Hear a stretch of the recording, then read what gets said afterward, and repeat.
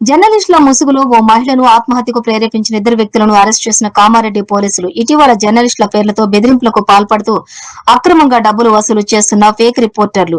ఇలాంటి ఘటనల్లో ఇప్పటికే ఒక జర్నలిస్టు జైలు జీవితం గడుపుతూ ఉండగా అతనిపై 4 రోజుల క్రితం పీడీ యాక్ట్ నమోదు చేయడం జరిగింది.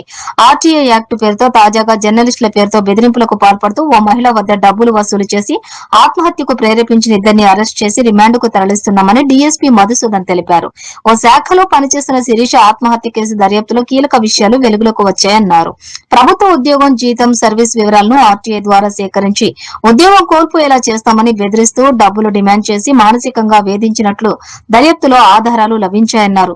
పోలీసుల దర్యాప్తులో నిందితులు తమను జర్నలిస్టుగా పరిచయం చేసుకుని ప్రభుత్వ ఉద్యోగాలు, వ్యాపారులు, అలాగే రియల్ ఎస్టేట్ వ్యక్తులను లక్ష్యంగా చేసుకుంటున్నట్లుగా వెల్లడైందన్నారు. వారిపై ప్రతికూల వార్తలు ప్రచురిస్తామని, అధికారులకు ఫిర్యాదులు చేస్తామని, ఉద్యోగాలు పోయేలా చేస్తామని బెదిరించి డబ్బులు డిమాండ్ చేసినట్లుగా ఆధారాలు లభించాయని తెలిపారు. ఈ సమావేశంలో సీఐ నరహరి పాల్గొన్నారు.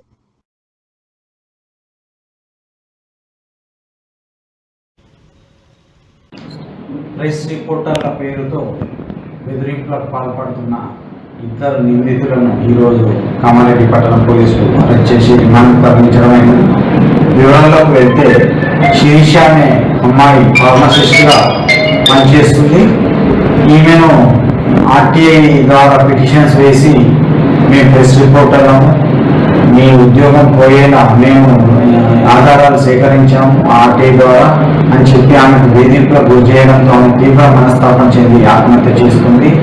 ఈ కేసులో స్పెషల్ టీమ్స్ మా ఎస్పీ గారి ఆదేశాల మేరకు పట్టణ పోలీసులు ఏర్పాటు చేసి ఇద్దరు నేరస్తులను అరెస్ట్ చేశారు. ఒకతను ఇందూరు సిద్ధగౌడ్, రెండవ అతను లాండే భాస్కర్. ఈ ఇద్దరు కూడా మేము మీడియా ప్రెస్ రిపోర్టర్ అని చెప్పి పలువురు వ్యాపారస్తులను, ఉద్యోగస్తులను, రియల్ ఎస్టేట్ బిజినెస్ అందరినీ కూడా బెదిరించి పలు రకాల బెదిరింపులతో డబ్బులు వసూలు చేశారు. వీరిపైన గాంధారి పోలీస్ స్టేషన్లో, దేవునిపల్లిలో, కామారెడ్డి పట్టణం పోలీస్ స్టేషన్లో కూడా కేసులు ఉన్నాయి. ఇద్దరిని కూడా ఈ అమ్మాయి ఆత్మహత్యకు ప్రేరేపణ చేసిన ఇద్దరి ఆరోపణతో ఈరోజు అరెస్ట్ చేసి రిమాండ్ తరలించాము.